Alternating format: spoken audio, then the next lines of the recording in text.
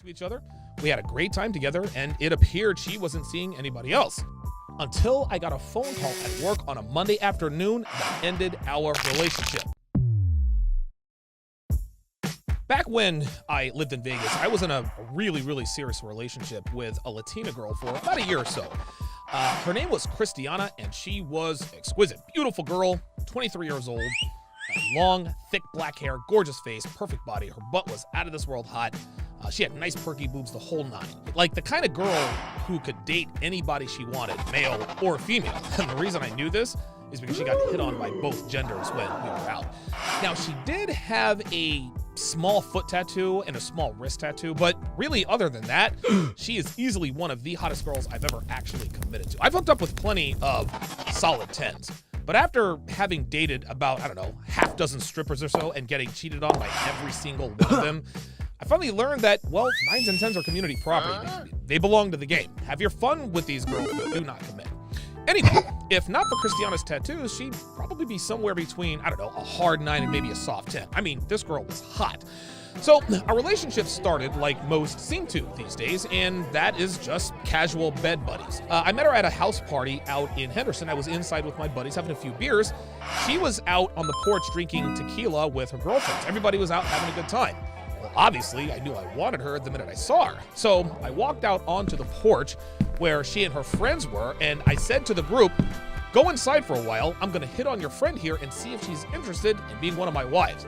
They all laughed, including Kristiana. Now, they all knew exactly who I was talking about because she was easily the hottest looking of the bunch. She was the best looking girl there. So they said, okay, and they all went inside. So when we were finally alone, I said to her, you know, I was kidding about the wives thing. I'd rather you be one of my girlfriends. And she responded with, well, I was thinking about making you one of my boyfriends too.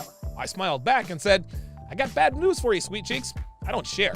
She said, good, because neither do I. And it was on from there. It didn't take long before we were in a full-on relationship. We got along great, and the sex was incredible, which was kind of a surprise to me because sex with super hot girls is usually pretty average at best. She liked that I was always in control and made all the decisions so that she could do what girls do, which was relax, be hot, and take good care of me. I mean, this girl completely submitted to me. We really liked each other, and it was obvious to everyone around us. Now, we were friends with benefits for about 3 weeks before she told me one night, I'm not seeing anybody else. I hope that means something to you. Now, maybe she was, maybe she wasn't, but that didn't really matter to me because we were together literally every night. I mean, if she were sleeping with someone else, it would probably have to be at work because she worked crazy hours as a hairdresser. Now, I had a couple of other girls I was seeing on the side while she was at work, and she did find out about one of them, but she didn't really seem to care. She just said, look, I don't want to see it. I don't want to hear about it. Just keep anybody you're seeing to yourself. So we had what I thought was a pretty solid relationship. We were into each other, we had a great time together, and it appeared she wasn't seeing anybody else. So we were a very happy couple for the next couple of months. Things never got stale, the sex was great, she kept herself in shape, she cooked my meals, she cleaned my dinky little apartment, and she was genuinely happy to do it. So our 1-year anniversary came and went, and things are still going great. Until I got a phone call at work on a Monday afternoon that ended our relationship. Before I talk about that crazy call, don't forget to like, subscribe, and share. And if you want tens of thousands of hours of exclusive content not found anywhere, guys, go to patreon.com/DonovanSharpe. Video and audio versions of every episode, including the podcast editions, which are free of the small talk, and the ability to see tomorrow's video today are just the tip of the iceberg. Join our community of over 1,500 men who strive to live lives of unapologetic masculine dominance at patreon.com/DonovanSharpe. Link in description. Okay, let's get back to my story here. So we're gonna rewind about 9 months or so and get some background as to why this phone call ended things between us. Kristiana was on the shot for birth control. She was on Depo. She wanted to stop using condoms at about the 3-month mark of our relationship, and of course, I told her I would do no such thing. So like most girls, she told me that she was on the pill, and like most men with my level of awareness, I told her I didn't care. I'm still wrapping up. She continued on with the female playbook and said, don't you trust me? I said, look, sweetie, I don't trust anybody. Don't take it personally, but I don't want kids. If this is a deal breaker for you, that's fine with me. I told her, I said, look, I like you a lot, and if we part ways, it's gonna hurt, I'm not gonna lie. But this is something I will not compromise on, even if it means we have to break up. So she said, oh, no, I don't want kids either. So I said, okay, so what's the problem? Well, she says, well, I just want to feel closer to you and have better sex. You take way too long to, well, go. Sex feels a lot better without condoms, right? I said, well, of course it does, but it feels a lot better when you know you can't get the girl pregnant. So she says, okay, what if I do this? What if I let you watch me take the pill every day? Would you do it then? I laughed and said, hell no. And that was the end of that. Or so I thought. So the next day she calls me up and says, I'm coming to pick you up. I have a surprise for you. So I said, all right, cool.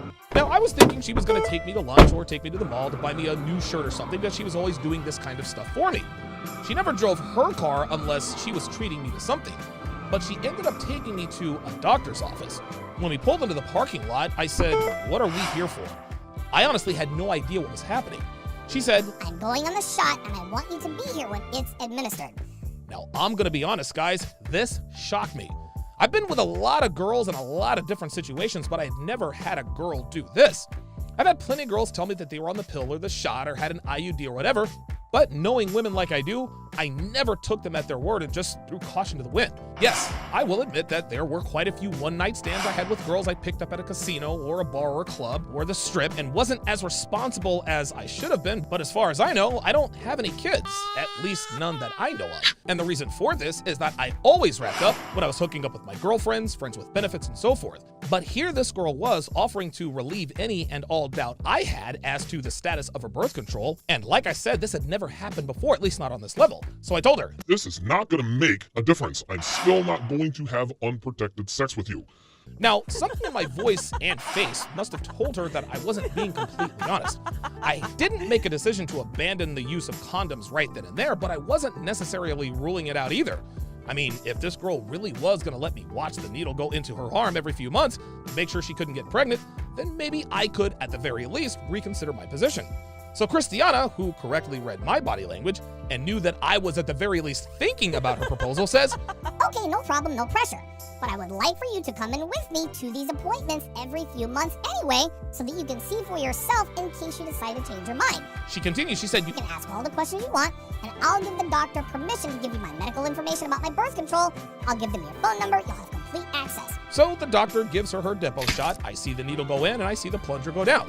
After that, I asked a bunch of questions. How long did the depot shot prevent pregnancy? How long does it take to take effect? And so on and so forth. And 2 weeks after she got the shot, I stopped using condoms.